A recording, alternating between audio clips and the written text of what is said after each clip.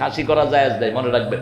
খাসি কোরবানি করা হারাম, আবাল কোরবানি করা হারাম, তো তার ঈমানটা চলে যাবার সম্ভাবনা আছে। আপনার পাটা খান? খান না? খাসি করেন কেন? এই যে খাসি করা জায়েজ নাই, মনে রাখবেন। এই যে ছাগলকে বিকলাঙ্গ করছেন, ছাগল কিয়ামতের ময়দানে আপনাকে আসামি বানাবে। একটা প্রাণীর আপনি জীবিকার যৌবনের শক্তি আপনি হারিয়ে দিচ্ছেন।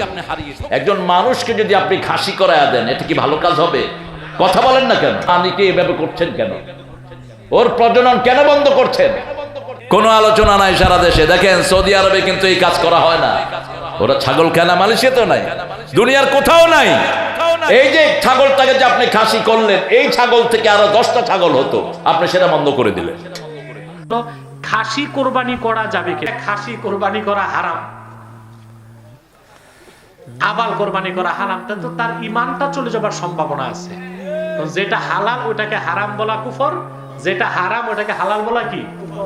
এটা যারা বলে তারা যুক্তি দেখায় যে খাসি বা গরুর অন্ডকোষ কেটে দেয়, এটি তো খাসি বানায়। কাতউল খুসিয়াতাইন, কাতউল খুসিয়াতাইন। তো তারা বলে খুদ থাকলে তো কোরবানি করা যায় না, কথা বলে না। তো তারা বলতে চায় খাসি করলে যে অন্ডকোষ ফেলে দেয় এটা তো একটা খুদ। তাহলে তো আমি বলবো গরু কোরবানির আগে, ষাঁড় কোরবানির আগে কোরবানিতে কি কিনা হসপিটালে নিয়ে অপারেশন করতে হবে, যে ভিতরে তার কিডনি ঠিক আছে কিনা, হার্ট, কলিজা ঠিক আছে কিনা। কারণ আপনারা দেখছেন কোরবানির পর অনেক গরুর কলিজা পচা বের হয়, ভিতরে কি খুদ আছে নাই ওটা দেখার দরকার নাই। অতএব অন্ডকোষ আছে না নাই চামড়ার ভিতরে তোমার এক্সরে করে দেখার হুকুম দেওয়া হয় না। বরং ফতোয়ার কিতাবে এসেছে আপনি যদি খাসি কোরবানি দেন সওয়াব বেশি, আন্না লাহমাহা আলাযযু, কারণ খাসির গোশত মজা বেশি, বলদের গোশত মজা বেশি, সওয়াবও হইছে।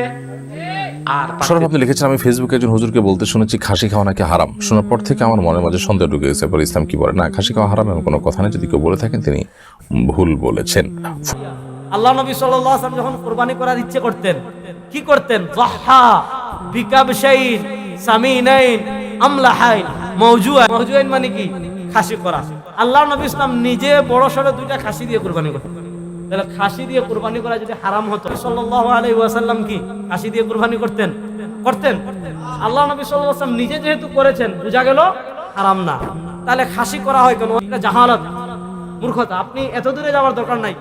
ইলাউস সুনান আপনি খুলেন, ফরামত উসমানী রাহিমাহুল্লাহ লম্বা আলোচনা করেছেন।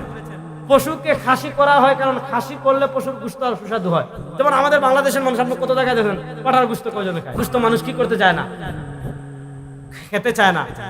মানে ছাগলকে খাসি করা হয় কারণ খাসি করা এটা ত্রুটি না, তবে খাসির গোশত আরো মজাদার এবং সুস্বাদু হয়, এজন্য এটা ত্রুটি না। আল্লাহ নিজে করেছেন, সাহাবা একরাম করেছেন, তার মাযহাবে আছে। সুতরাং যারা এগুলা নিয়ে মানে অপপ্রচার ছড়ায়, এটা হলো সমাজে নিজেকে একটু ভিন্নভাবে উপস্থাপন করা। জানো ওই যে ইজতিহাদ করার যোগ্যতা নাই, তারপর ওই ইজতিহাদ করে এই মাসালাগুলো নিয়ে কি করে ফিতনা সৃষ্টি করে। এটা বিভ্রান্ত আর কিছু নাই।